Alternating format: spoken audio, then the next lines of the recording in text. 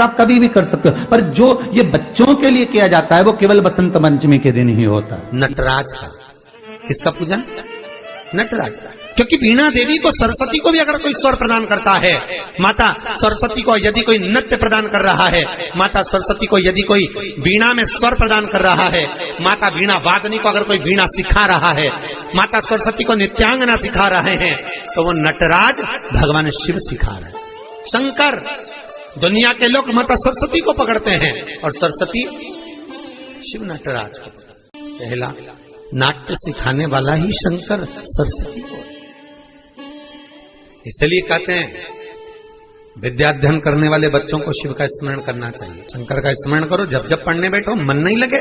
कई बच्चों की आदत रहती है किताब लेकर बैठ जाते हैं, लाइन पर इंगली भी रखेंगे, सब ध्यान करेंगे, पर याद भी तो होना चाहिए। याद कैसे हो? तो महाराज जितनी बार विद्याध्ययन करने बैठे बच्चे उतनी बार ओम सरस्वती का स्मरण करें। किसका स्मरण करना है? ओम सरस्वती। ओम का सल्लेखन लंबा लेवे, आखिरी में सरस्वती पर विराम कर दे। ओम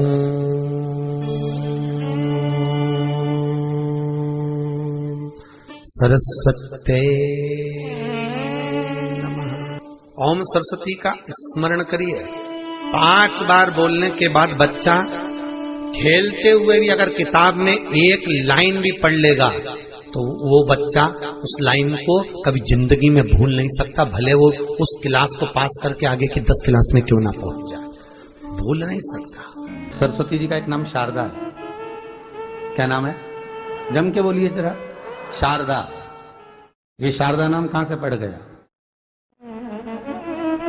सरस्वती माता को शारदा नाम किसने दिया था? भाई नामकरण होता है तो हमारे यहाँ तो आज भी नियम है महाराज, ये बुआ कोई नाम बताती है, मामा जी कोई नाम बताते हैं और दादाजी कुछ बोलते हैं, कोई बोलेगा टिक्कू, कोई बोलेगा पिक्कू, कोई बोलेगा कुछ, सबके नाम अपने अपने रहते हैं, कोई प्रेम से क्या बोलता है। तो सरस्वती का शारदा नाम किसने प्रदान किया था? माता सरस्वती को शारदा संबोधन किसने दिया था? माता सरस्वती को शारदा का संबोधन किस समय पर प्रदान किया गया था?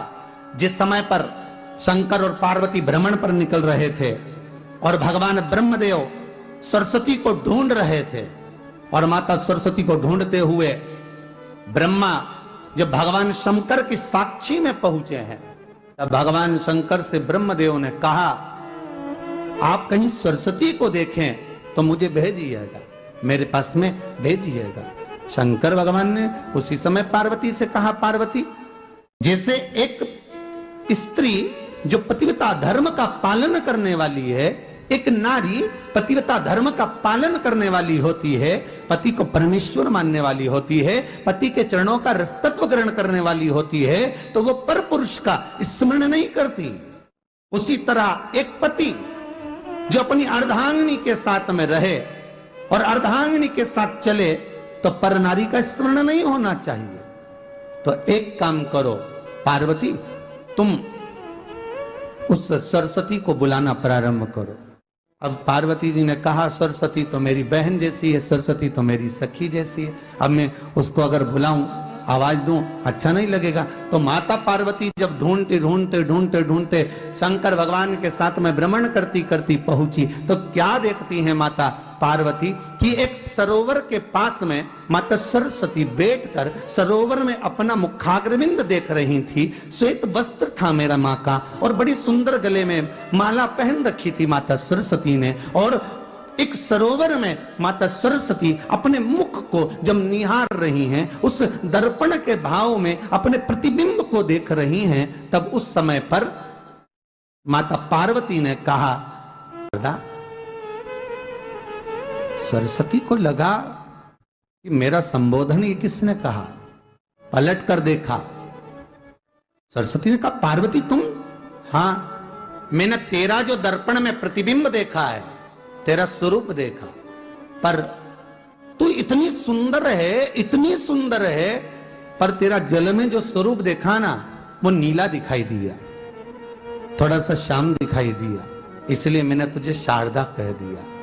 आज भी हमारे मध्य प्रदेश के कटनी और सतना के बीच में महियर में आज भी शारदा भवानी विराजमान है महाराज।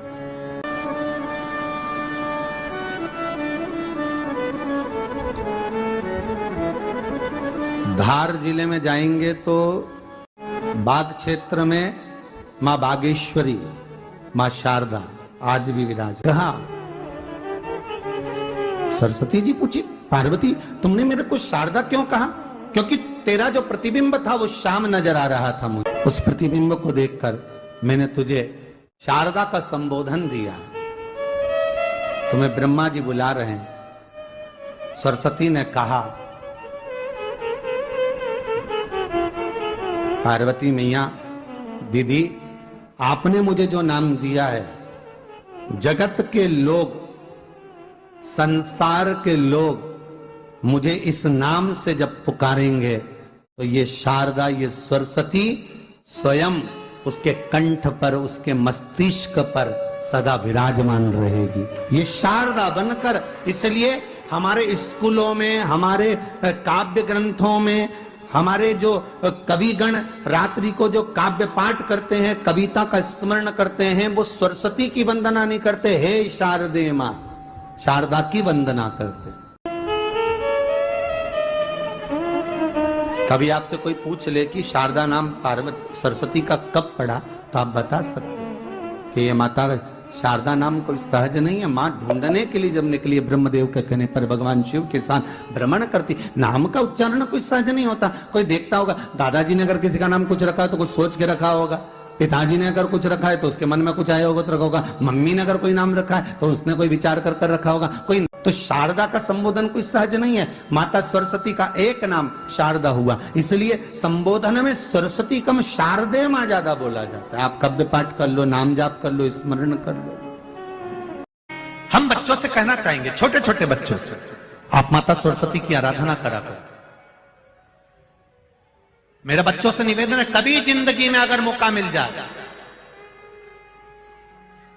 और सरसों के फूल यदि आपके जीवन में आपको कहीं से प्राप्त हो जाए, सरसों के फूल जानते हो ना, पीला कलर का होता है सरसों का फूल, आप प्रयास करो सरसों का फूल। जिस दिन माता सरस्वती का, मेरी बागेश्वरी का जिस दिन प्रागट्य उत्सव हो बसंत पंचमी का, उस समय पर माता सरस्वती का स्मरण कर कर वो सरसों का फूल आप देव अधिदेव महादेव को चढ़ाइए। जैसे माता सरस्वती को ज्ञान दिया था, वैसा मेरा महादेव आपको भी ज्ञान दे। वो सरसों का फूल आप देव अधिदेव महादेव को समर्पित। कई जगह पर आम के जो झूमर होते हैं वो, कई जगह पर सरसों का पुष्प, सरसों का फूल वैसे शिव महापुराण के अनुसार अगर अपन देखें तो बड़े रोग में भी कारगर होता है। जिसको कैंसर जैसा रोग हो जाता है या किडनी लीवर जिसका डैमेज हो जाता है, इसके लिए हमने पहले भी कथाओं में वर्णन किया है। बसंत पंचमी का दिन, महाराज सरस्वती का दिन, जिस दिन जो बच्चा पढ़ने में कमजोर होता है उसके हाथ से बसंत पंचमी के दिन सरसों के 31 फूल शंकर जी को चढ़ा दिए जाते हैं तो बच्चा पढ़ने में अव्वल निकल जाता है। उसके बच्चे को कभी नहीं कह सकते कि पढ़ने बैठ, वो खुद बैठेगा। केवल आज बसंत पंचमी का दिन, एक ही दिन चढ़ता है। और बाकी के सरसों के फूल आपको मालूम है कि रोग मुक्ति के लिए तो होते ही हैं। ये तो आपको पहले भी वर्णन किया महाराज कि जब कोई एकदम रोग आ जाए और डॉक्टर एकदम बोल दे कि ये रोग भारी आ गया है और इसकी जांचें जाएंगी और फिर ये कुछ भी हो सकता है, तो क्या करा जाता था कि 108 सरसों के फूल लाकर तुरंत शंकर भगवान को चढ़ाए जाते थे महाराज। तो चढ़ाने के बाद में रिपोर्ट अच्छी आती है। ऐसा नियम है। कहीं ठेका, कोई ठेकेदारी करते हैं ना, जो ठेका भरते हैं कि भाई मेरा टेंडर आना चाहिए, मेरा ये काम होना चाहिए, मेरी मल्टी बनना चाहिए, या मेरा ये काम के लिए जानो, ये काम फतेह होना चाहिए, उसके सबके हाथ पैर जोड़ने से अच्छा एक काम करो, बस 108 सरसों के फूल उठाओ, शंकर जी का उद्धतेश्वर महादेव का नाम लिखो और छोड़ दो, शिव जी के ऊपर एक एक कर चढ़ा दो, वो ठेका तुम्हें ही मिलेगा, वो काम तुम्हारे पास ही आएगा। बस केवल अवधूतेश्वर मां, अर्थात ये जो क्रम है, ये वो क्रम तो 108 सरसों के फूल का आप कभी भी कर सकते हो, पर जो ये बच्चों के लिए किया जाता है वो केवल बसंत पंचमी के दिन ही होता है। शिवाय नमस्तुभ्यं। जो बच्चा पढ़ाई में कमजोर होता है, जिसको लिखना नहीं आता, बच्चे लोग याद तो कर लेते हैं पर कॉपी में लिख नहीं पाते, उसको एक ही बात कहो, शंकर जी के मंदिर में जाओ, चंदन घस के ले जाओ और चंदन को 3 उंगली से उस शिवलिंग पर उस बच्चे को ओम बनाना सिखाओ। शिवलिंग पर जो बच्चा ओम बनाना पूरा चालू कर देता है, उस बच्चे को माँ फिर हाथ पकड़ के नहीं पढ़ाती, वो बच्चा अपने आप लिखना चालू कर देता है, केवल शिवलिंग पर ओम लिख देने पर। सब बोलिए एक बार जमकर, श्री शिवाय नमस्तुभ्यम। प्रैक्टिकल जरूर करना, कहीं सियोर वाला महाराज झूठ तो नहीं बोल रहा। शास्त्रों की बातें हमारे जीवन में हमें सुख प्रदान करे, इसलिए इस भाव का आनंद करते हुए आज की कथा को विराम। श्री शिवाय नमस्तुभ्यम। दोस्तों, वीडियो पसंद आई हो तो वीडियो को लाइक करें और चैनल पर नए हैं तो चैनल को सब्सक्राइब करें।